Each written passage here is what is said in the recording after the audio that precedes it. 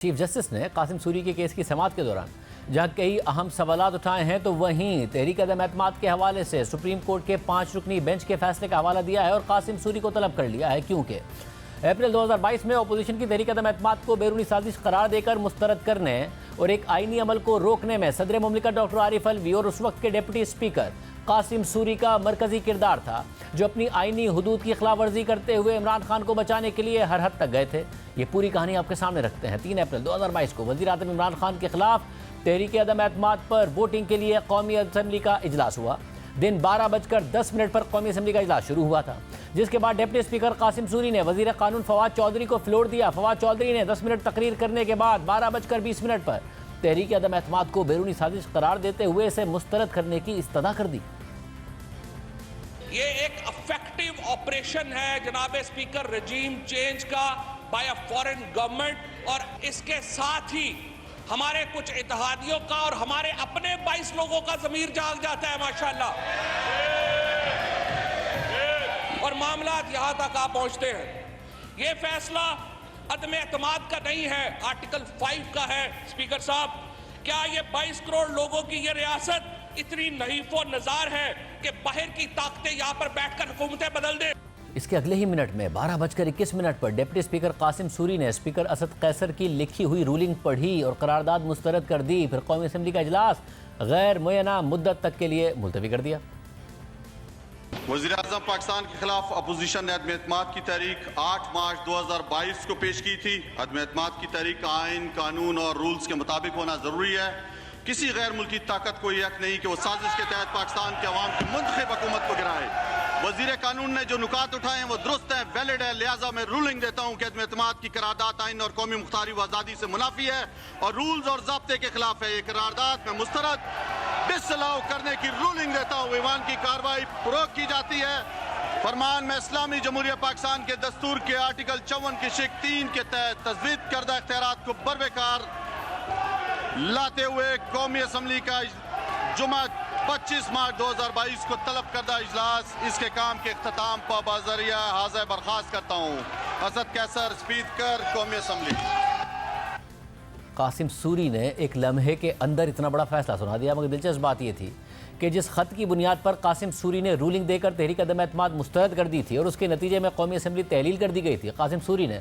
उस वक्त वो खत देखा ही नहीं था, बल्कि खुद कासिम सूरी ने यह खत 9 अप्रैल 2022 को स्पीकर असद कैसर के इस्तीफे के बाद देखा था। 12 अप्रैल 2022 को यह बात उन्होंने खुद बताई। बहरहाल कासिम सूरी की रूलिंग के बाद अपोजिशन ऐवान में रह गई और हुकूमती अरकान चले गए और अगले 15 मिनट के अंदर 12:35 पर वज़ीर आज़म इमरान खान ने टीवी पर आकर असम्बली तहलील करने का ऐलान कर दिया और सिर्फ आधे घंटे बाद ही सदर आरिफ अलवी ने वज़ीर आज़म की सिफारिश पर असम्बली तहलील भी कर दी। मगर फिर कासिम सूरी की रूलिंग ज़्यादा देर कायम नहीं रह सकी। सुप्रीम कोर्ट ने उनकी रूलिंग को गैर आईनी करार दे दिया। साथ ही वज़ीर आज़म इमरान खान और सदर मुमलिकत डॉक्टर आरिफ अलवी की तरफ से असम्बली तहलील करने को भी गैर आईनी करार दे दिया और कौमी असम्बली बहाल कर दी। चीफ जस्टिस उमरता बंदियाल की सरबराही में 5 रुकनी बेंच ने मुत्तफ़िका फैसला जारी करते हुए लिखा कि हम पहले ही करार दे चुके हैं कि डिप्टी स्पीकर, वज़ीर आज़म और सदर के मुश्तरका इक़दामात ने पब्लिक एट लार्ज को बगैर किसी मुंतखब असम्बली और हुकूमत की हालत में छोड़ दिया और ये दोनों रियासत के 2 अहम तरीन आइनी सतून हैं। इसलिए पाकिस्तानी अवाम का ये हक कि उनकी हुक्मरानी एक आईनी पार्लिमानी हुकूमत करे, इसकी नफ़ी कर दी गई। इस हक से उन्हें महरूम कर दिया गया। नए वज़ीर आज़म के इंतखाब के लिए आईनी अमल की पैरवी के बजाय वज़ीर आज़म और डिप्टी स्पीकर ने बादियो नज़र में गैर आईनी तौर पर असम्बलियाँ तहलील करके अवाम को गैर कानूनी तौर पर इलेक्शन के लिए मजबूर किया और इस तरह मुल्क में एक आईनी बहरान पैदा कर दिया गया। हमारी राय में इन हालात में डिप्टी स्पीकर कासिम सूरी की रूलिंग और उसके बाद वज़ीर आज़म इमरान खान और सदर मुमलिकत डॉक्टर आरिफ अलवी की जानिब से लिए जाने वाले इक़दामात ने बादियो नज़र में अपोजिशन जमातों और अवाम के बुनियादी हुकूक की खिलाफ वर्जी की। अदालती फैसले के मुताबिक एक अहम मसला जिस पर हुकूमती वकला ने अपने दलाइल दिए वो साइफर का पैगाम था, जो एक पाकिस्तानी सफ़ीर की तरफ से 7 मार्च को वज़ारत ख़ारजा को भेजा गया। साबिक हुकूमत के वकला के मुताबिक साइफर से यह साबित हुआ है कि वज़ीर आज़म इमरान खान के खिलाफ तहरीक अदम एतमाद बैरूनी रियासत के कहने पर लाई गई। यहाँ इस बात को नोट किया जाता है कि समाअत के दौरान वकला की तरफ से अदालत को यह साइफर नहीं दिखाया गया, बल्कि इसका कुछ हिस्सा डिप्टी स्पीकर की रूलिंग की हिमायत में जाहिर किया गया था। हमारे सामने हुकूमत के वकला ने यह दलाइल दिए कि साइफर ने संगीन नेशनल सिक्योरिटी के खदशात उठा दिए हैं और यह एक हतमी सबूत है कि बैरूनी अनासिर पाकिस्तान में कुछ लोगों के साथ मिलकर रजीम चेंज के जरिए पाकिस्तान की सालमियत और खुद मुख्तारी को मजरू कर रहे हैं। और डिप्टी स्पीकर कासिम सूरी ने अपनी दानिस्त में साइफर के मवाद का इल्म रखते हुए एक गैर आईनी तहरीक अदम एतमाद को मुस्तरद करके कौमी सलामती के बहरान को टाल दिया है। इसलिए इसी कौमी सलामती के दिफा में हुकूमती वकला ने सख्ती से यह दलाइल दिए कि डिप्टी स्पीकर की रूलिंग के मामले में अदालत मुदाखलत ना करे। जिसके बाद अदालत ने अपने फैसले में लिखा कि हम यहाँ तक तो इस बात से इत्तफाक करते हैं कि अदालत के पास नेशनल सिक्योरिटी से मुताल्लिक हुकूमती फैसलों पर एक महदूद दायरा कार है, लेकिन हम हुकूमती वकला की दीगर बातों में ज़्यादा वजन नहीं देखते। अदालती फैसले के मुताबिक जब हुकूमत ने कौमी सलामती को अपने उस फैसले को बरकरार रखने के लिए एक दिफा के तौर पर लिया जो बादियुन नज़र में गैर आइनी फैसला है, तो हुकूमत पाबंद है कि वो अपने इस दिफा की हकीकत को साबित भी करे। और ऐसा करने के लिए हुकूमत को सबूत पेश करना होंगे ताकि वो कानूनी जाँच पड़ताल से बच सके। लेकिन यहाँ हुकूमत ने कौमी सलामती और बैरूनी मुदाखलत के दावे के दिफा का सारा केस सिर्फ एक साइफर पर रख दिया जिसका मवाद ना हमें दिखाया गया और ना ही कौमी असम्बली के अराकीन को दिखाया गया, जिन अराकीन पर यह इल्ज़ाम है कि वो इस बैरूनी साजिश में मुलव्विस थे। ना ही कोई दीगर सबूत हमारे सामने या कौमी असम्बली के सामने रखे गए, ना ही कौमी असम्बली के अराकीन के नामों की तफसीलात दी गई जिन पर साजिश और दीगर अराकीन या सियासी जमातों को तहरीक अदम एतमाद के हक में वोट देने के लिए मुबैना लालच या जबर इस्तेमाल करने का इल्ज़ाम है। अदालती फैसले के मुताबिक डिप्टी स्पीकर कासिम सूरी ने अपोजिशन जमातों के अराकीन से मुतालिक जो तासुर दिया था कि वो वज़ीर आज़म इमरान खान के खिलाफ साजिश में मुलव्विस हैं और इस हवाले से उन्होंने जो तफसीली वजूहात बताई थी उनमें अबहाम है। डिप्टी स्पीकर की तफसीली वजूहात में इस बात का एतराफ़ किया गया था कि अपोजिशन रहनुमाओं के खिलाफ इल्ज़ामात को तहकीकात की ज़रूरत है और डिप्टी स्पीकर की इस ऑब्जर्वेशन से इस बात का एतराफ़ होता है कि जो मवाद उन्हें दिखाया गया था वो या तो नामुकम्मल था या फिर नाकाफ़ी था। ये बात इस चीज़ से भी ज़ाहिर होती है कि डिप्टी स्पीकर ने तहरीक अदम एतमाद से मुतालिक मुख्तलिफ तारीखों का हवाला तो दिया, लेकिन पाकिस्तान से किसी शख्स का नाम तक नहीं लिया जो इस मुबैना साजिश में मुलव्विस थे। और मुमकिन है कि यही वजह हो कि डिप्टी स्पीकर ने इस हवाले से जामे तहकीकात की सिफारिश की ताकि वज़ीर आज़म इमरान खान और वज़ीर क़ानून फवाद चौधरी के इस मौक़िफ़ की तस्दीक हो सके कि हुकूमत के खिलाफ अपोजिशन जमातों की मदद से बैरूनी साजिश चल रही थी। लेकिन 7 मार्च 2022 को साइफर मिलने के बावजूद इसमें मौजूद मालूमात की हुकूमत ने तहकीकात नहीं करवाई और ना ही 28 मार्च और 31 मार्च को होने वाले कौमी असम्बली के इजलास में इस साइफर के मवाद की तरफ इशारा किया गया और ना ही अपोजिशन जमातों के खिलाफ लगाए जाने वाले इल्ज़ामात उनके सामने रखे गए। और ये सिर्फ उस वक्त हुआ जब 3 अप्रैल को तहरीक अदम एतमाद ऑर्डर ऑफ द डे के मुताबिक वोटिंग के लिए असेंबली में फिक्स हुई तो वज़ीर क़ानून फवाद चौधरी ने पहली दफ़ा यह मामला कौमी असेंबली में उठा दिया और डिप्टी स्पीकर कासिम सूरी से कहा गया कि वो तहरीक अदम एतमाद की आईनी हैसियत पर फैसला करें। अदालती फैसले के मुताबिक 2 अप्रैल को वज़ीर क़ानून फवाद चौधरी ने बयान दिया कि काबीना ने इस हवाले से कमीशन कायम करने की मंजूरी दी है ताकि मुबैना बैरूनी साजिश की तहकीकात करवाई जाए और हुकूमत का यह फैसला खुद बादियुन नज़र में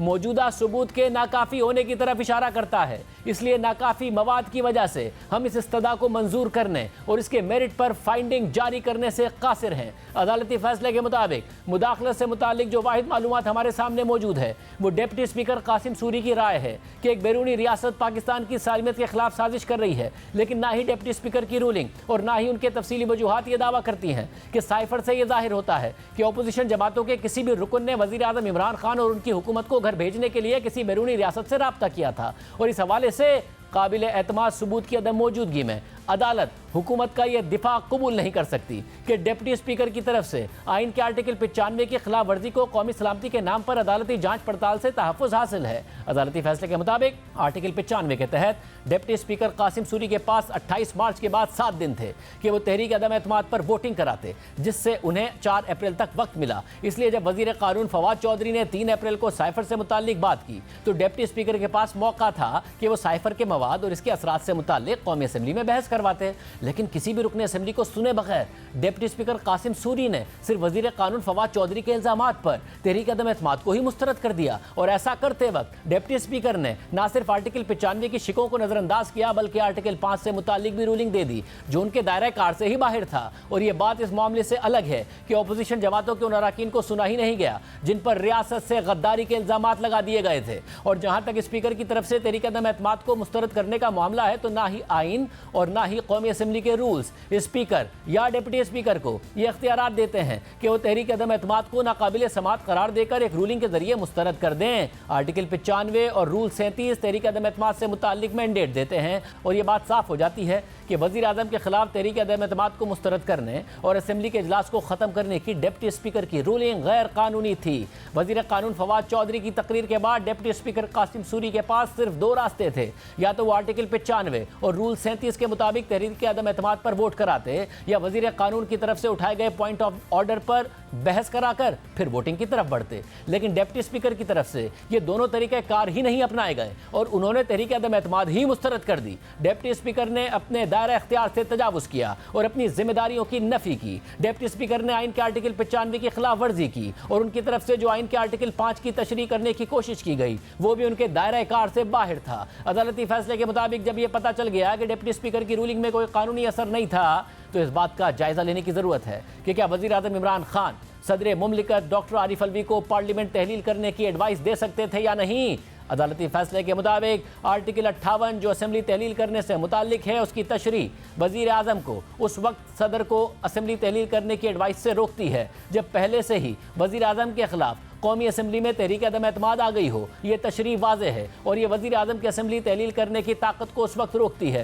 जब कौमी असेंबली में उन पर एतमाद का मामला चैलेंज हो चुका हो। इसलिए वज़ीर आज़म की सदर को असेंबली तहलील करने की एडवाइस आइन की इस तशरीह की खिलाफ वर्जी थी और इसकी कोई कानूनी हैसियत नहीं थी। अब चूंकि वज़ीर आज़म इमरान खान के एडवाइस की कोई कानूनी हैसियत नहीं थी तो सदर मुमलिकत डॉक्टर आरिफ अलवी का असेंबली तहलील करने का फैसला भी अपनी आइनी हैसियत खो देता है। इसके बाद अदालत ने डिप्टी स्पीकर की रूलिंग, वज़ीर आज़म की एडवाइस और सदर की तरफ से असेंबली तहलील करने के फैसले को गैर आइनी करार दिया और कौमी असेंबली को बहाल कर दिया। इसके अलावा जस्टिस मज़हर आलम मियाँ खैल ने अपने इजाफी नोट में लिखा था कि ये रिकॉर्ड पर है कि 8 मार्च 2022 को वज़ीर आज़म इमरान खान के खिलाफ एक बड़ी तादाद में अरकान कौमी असेंबली ने करारदाद जमा कराई और यह तादाद कौमी असेंबली की मजमूई तादाद के 20% से काफ़ी ज़्यादा थी जो आइन के आर्टिकल 95 की शिक 1 के तहत दरकार होती है। क्योंकि इस करारदाद को स्पीकर की तरफ से मंजूर किया गया था इसलिए स्पीकर की आइनी जिम्मेदारी थी कि वो आर्टिकल 95(2) में बताए गए वक्त के मुताबिक उस पर वोटिंग कराते। यह आर्टिकल कहता है कि कौमी असेंबली में करारदाद पेश होने के बाद 3 दिन से पहले और 7 दिन के बाद इस करारदाद पर वोटिंग नहीं कराई जा सकती, यानी तहरीक अदम एतमाद पर 3 दिन और 7 दिन के दरमियान वोटिंग कराना ज़रूरी था। मगर स्पीकर ने बगैर किसी वजह के वोटिंग में ताख़ीर की और आखिरकार इस करारदाद को नाकाबिल कबूल करार देकर मुस्तरद कर दिया जो कि आइनी तकाज़ों के खिलाफ है। इजाफी नोट के मुताबिक एक बार जब करारदाद को पेश करने की इजाज़त दी जाती है तो फिर इस पर वोटिंग कराना लाजमी होता है। डिप्टी स्पीकर कासिम सूरी ने तहरीक अदम एतमाद मुस्तरद करके वो इख्तियार इस्तेमाल किया जो उन्हें हासिल ही नहीं था और उनका ये एकतरफा कदम गैर आइनी और गैर कानूनी है। एक बार जब कोई मामला वोटिंग के लिए मुकर्रर होता है तो फिर स्पीकर को इख्तियार ही नहीं होता कि वो वोटिंग से गुरेज करे या फिर वोटिंग कराए बगैर करारदाद को मुस्तरद कर दे। ये तन्हा ही एक ऐसा अमल है जो आइन से मावरा है और इस अदालत की मुदाखलत का तकाजा करता है। जस्टिस मज़हर आलम मियाँ खैल ने मज़ीद लिखा कि आइन कहता है कि इख्तियार का इस्तेमाल एक मुक़द्दस फ़र्ज़ है और यह इख्तियार सिर्फ़ और सिर्फ अवाम के मुंतखब नुमाइंदों के ज़रिए ही इस्तेमाल किया जा सकता है। ताहम इस मुक़द्दस फरीज़े की खिलाफ वर्जी करके सदर मुमलिकत डॉक्टर आरिफ अलवी, वज़ीर आज़म Imran Khan, speaker Asad Qaiser, deputy speaker Qasim Suri और वज़ीर कानून फवाद चौधरी ने अवाम के मुंतखब नुमाइंदों को तहरीक अदम एतमाद पर वोट डालने से रोका। आइन की ऐसी सरीह खिलाफ वर्जी के नताइज होंगे और कानून को अपना रास्ता लेना होगा। इजाफी नोट में मजीद लिखा है कि यह भी मुशाहिदा किया गया कि डिप्टी स्पीकर की तरफ से तहरीक अदम एतमाद मुस्तरद करने से लेकर सदर की जानिब से कौमी असेंबली तहरील करने तक ये तमाम इक़दामात मामूल के ज़ाब्ते के तहत नहीं किए गए बल्कि ये तमाम इक़दामात आइन के साथ जालसाजी करके तहरीक अदम एतमाद को शिकस्त देने के लिए पहले से की गई मुशावरत और गौर खौस का नतीजा थे। लिहाजा मेरी समझ के मुताबिक आइन का आर्टिकल 5 जो आइन की ताबेदारी से मुताल्लिक है, इसी आर्टिकल का हवाला देकर आइन की खिलाफ वर्जी की गई। ताहम ऐसे इक़दामात पर आइन का आर्टिकल 6 लागू होता है या नहीं, इसका तयन पार्लियामेंटेरियंस पर छोड़ा जाता है कि आया वो इस तरह के गैर आइनी इक़दामात के लिए दरवाजे खुले छोड़ते हैं या फिर मुस्तकबिल में ऐसे गंद को रोकने के लिए मुनासिब इक़दामात लेते हैं। ये वो अहम फैसला था जो दिया गया था